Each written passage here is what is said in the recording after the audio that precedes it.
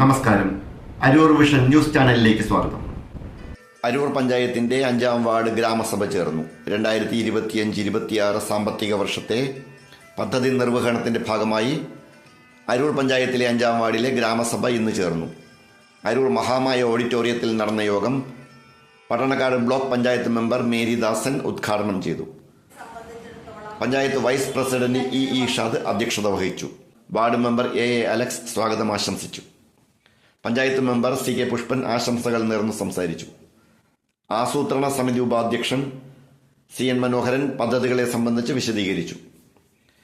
5-ാം വാർഡിൽ വരും സാമ്പത്തിക വർഷത്തെ വികസന പദ്ധതികൾ സഭയിൽ ചർച്ച ചെയ്തു രൂപം കൊടുത്തു.